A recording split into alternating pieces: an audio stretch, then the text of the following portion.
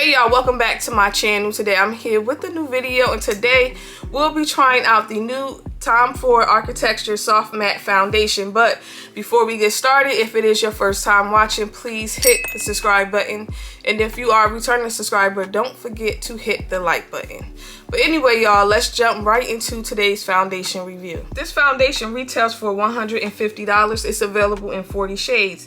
This is going to give you a sculpted softness. It is also blurring. This is a lightweight matte foundation. It is humidity resistant, fade resistant.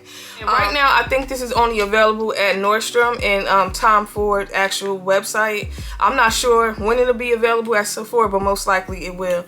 And as you look at it, as you see, it's the same bottle as the shade in Illuminate. It's just frosted. Just based off my assumption, I could be totally wrong. I feel like they are about to discontinue the soft matte foundation because that is on sale right now for like $45.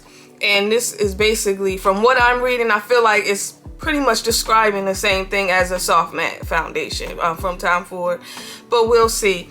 I have high hopes for this foundation just because Tom Ford soft matte is one of my favorites to wear, and also the Tom Ford foundation stick. In most Tom Ford foundations, I can either wear the shade 10.0 or the shade 10.5 Mocha. So with this one, I decided to go with the shade 10.5 Mocha. I'm hoping it's the same exact shade, like they haven't darkened it or lightened it. And actually, let me get up and get the soft matte foundation and compare the shades to make sure it's kind of still the same exact shade, just in case if anybody's wondering. Tom Ford soft matte foundation in shade 10.5 Mocha. So I'm gonna do a quick swatch of this. This is what it looks like. Swatched on my hand.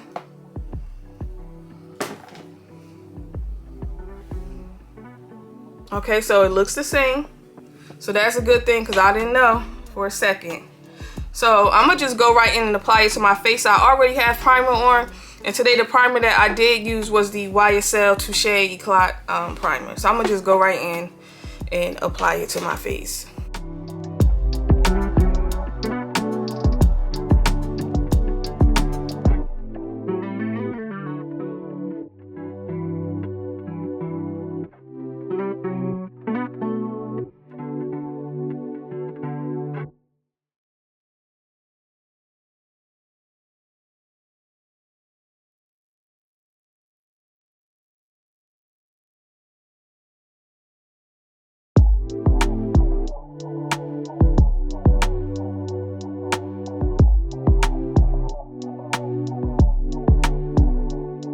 Alright y'all, I'm back with the foundation on, and this is what my face looks like. It looks very skin-like.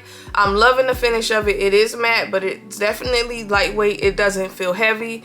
I love the texture of it. It's like very smooth when you start blending it out. Like it just melts right into the skin.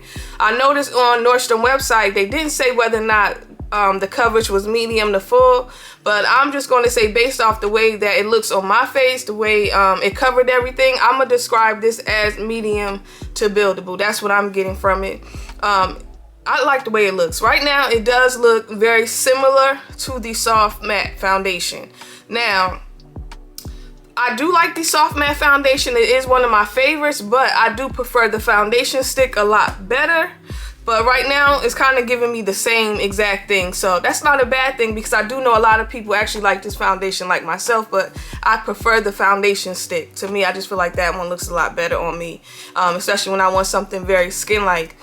Also, I do feel like this is a very pricey foundation. $150 is a lot. And this was originally like $90. So even though right now you still can get this one, it's on sale. Even if at the end of this video I do recommend this foundation, I still would not tell y'all to go to Nordstrom and get it right now unless you just absolutely want it.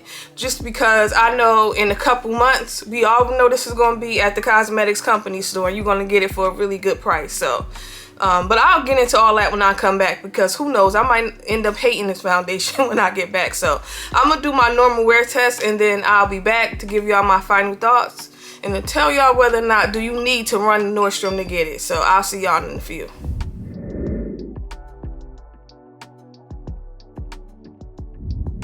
Alright y'all, it's been about 8.5 hours, and this is what my face looks like. I am shiny in my T-zone area. I have oily skin. So that's usually where the oils start to break through at. Y'all, I apologize if y'all hear any noise because my neighbors are always making noise as usual outside. So I apologize if you hear it. Earlier, I did feel like this shade was identical to the shade 10.5 in the soft matte foundation. But when I got in the car, I did feel like my face looked a little orange. Now, it wasn't like too orange where I felt like, oh my God, I can't walk around like this. But I did feel like I was looking very orange, like around this area, like around my jaw, like down here. It looked very orange when I was looking in the mirror in the car. And I feel like usually the lighting in the car is the best because you really get to see everything versus in the house. So usually I like to check to make sure my foundation looks okay in the car sometimes. But right now, I don't know if I should exchange this for the shade 10.0 chestnut, or should I just keep this? I don't know.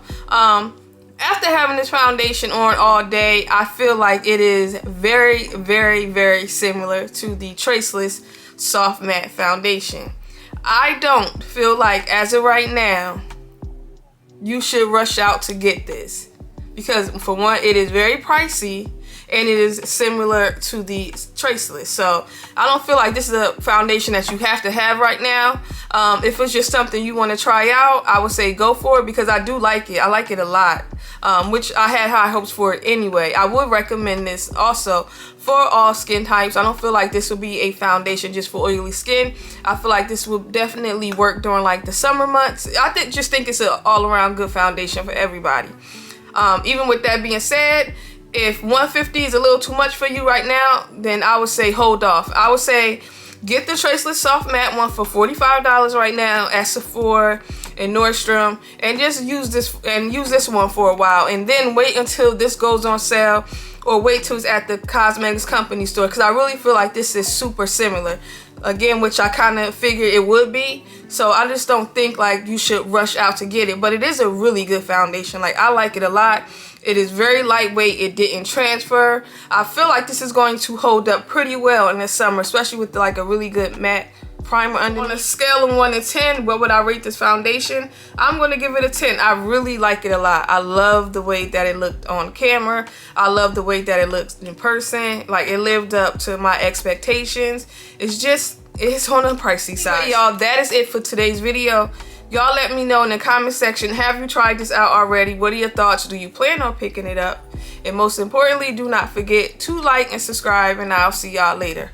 Bye.